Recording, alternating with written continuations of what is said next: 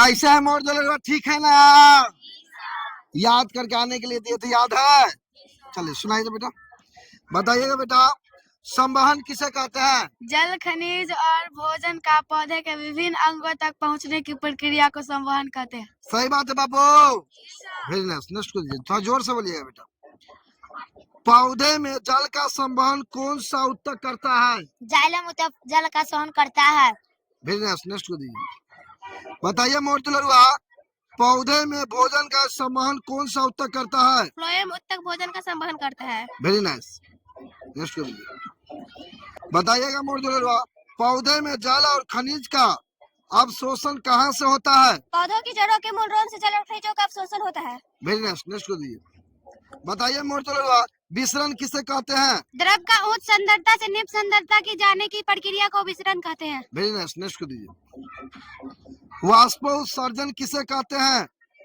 पत्तियों से वाष्प के रूप में जल के बाहर निकलने को वाष्पोत्सर्जन कहते हैं। Very nice. नेक्स्ट को दीजिए, बताइए मोर दुलरुआ, वाष्पोत्सर्जन की क्रिया कब बढ़ जाती है? तापमान बढ़ने से वाष्पोत्सर्जन की क्रिया बढ़ जाती है। Very nice. नेक्स्ट को दीजिए, बताइए मोर दुलरुआ, रंध्र किसे कहते हैं? पत्तियों में पाए जाने वाले छोटे छोटे छिद्रों को रंध्र कहते हैं। Very nice. नेक्स्ट को दीजिए, बताइए मोर दुलरुआ, दिन और रात में वाष्पोत्सर्जन की दर पर क्या प्रभाव पड़ता है? दिन में रंध्र खुल जाते हैं जिससे वाष्पोत्सर्जन की दर बढ़ जाती है, जबकि रात में यह कम हो जाता है। Very nice. नेक्स्ट को दीजिए,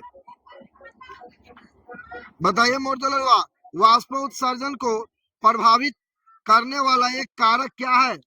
तापमान वाष्पोत्सर्जन को प्रभावित करता है। Very nice. नेक्स्ट को दीजिए, बताइए मोर दुलरुआ, पौधों में वाष्पोत्सर्जन का महत्व क्या है? वाष्पोत्सर्जन के द्वारा पौधे में अतिरिक्त जल बाहर निकल जाता है जो उनके लिए आवश्यक है। Very nice. नेक्स्ट को दीजिए,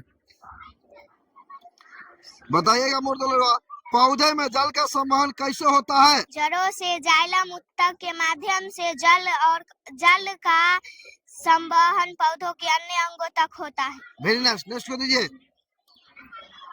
बताइए मोर दुलरुआ, फ्लोएम ऊतक का कार्य क्या है? फ्लोएम ऊतक पत्तियों द्वारा बनाए गए भोजन पूरे पौधे में पहुंचाने का कार्य करता है। Very nice. नेक्स्ट को दीजिए, वाष्पोत्सर्जन की प्रक्रिया में कौन से अंग शामिल होते हैं? पत्तियों के रंध्र वाष्पोत्सर्जन की प्रक्रिया में शामिल होते हैं। Very nice. नेक्स्ट को दीजिए, बताइए मोर दुलरुआ, पौधों में वाष्पोत्सर्जन क्यों आवश्यक है? पौधे में अतिरिक्त जल को बाहर निकालने के लिए वाष्पोत्सर्जन आवश्यक है। Very nice. नेक्स्ट को दीजिए, बताइए मोर दुलरुआ, विसरण प्रक्रिया किसमें होती है?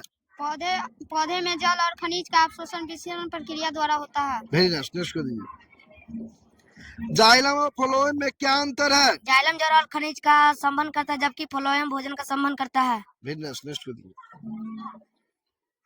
पौधे की जड़ों में कौन सा हिस्सा जल और खनिजों को अवशोषित करता है? जड़ों के मूलरोम जल और खनिज को अवशोषित करते हैं।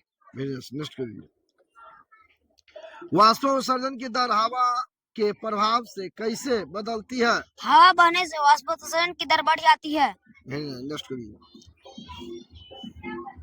बताइए मोर दुलरुआ, वाष्पोत्सर्जन किस मौसम में अधिक होता है? गर्मियों में वाष्पोत्सर्जन अधिक होता है। Very nice. नेक्स्ट को दीजिए, पौधों में सूरज का वाष्पोत्सर्जन पर क्या प्रभाव होता है? सूर्य के कारण दिन में रंध्र खुल जाते हैं जिससे वाष्पोत्सर्जन बढ़ जाती है।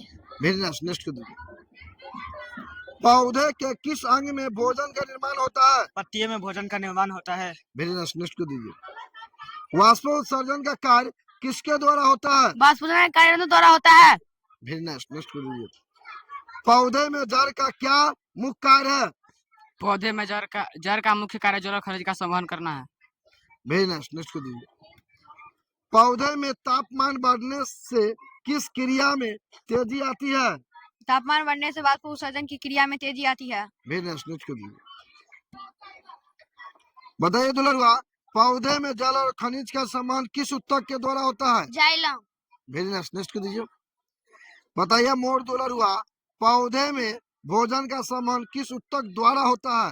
फ्लोएम। Very nice. नेक्स्ट को दीजिए, बताइए मोर दुलरुआ, पौधे में जल का अवशोषण किसके द्वारा होता है? मूलरोम। Very nice. नेक्स्ट को दीजिए, बताइए मोर तो लड़ुआ, वाष्प उत्सर्जन किसके द्वारा होता है? पतियों के रंध्र। वेरी नाइस, नेक्स्ट को दीजिए।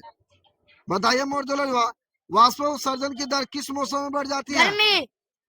गर्मी में। वेरी नाइस, नेक्स्ट को दीजिए। वाष्प उत्सर्जन की क्रिया किस प्रकार के छिद्रों द्वारा होता है? रंध्र। रंध्र। वेरी नाइस, नेक्स्ट को दीजिए।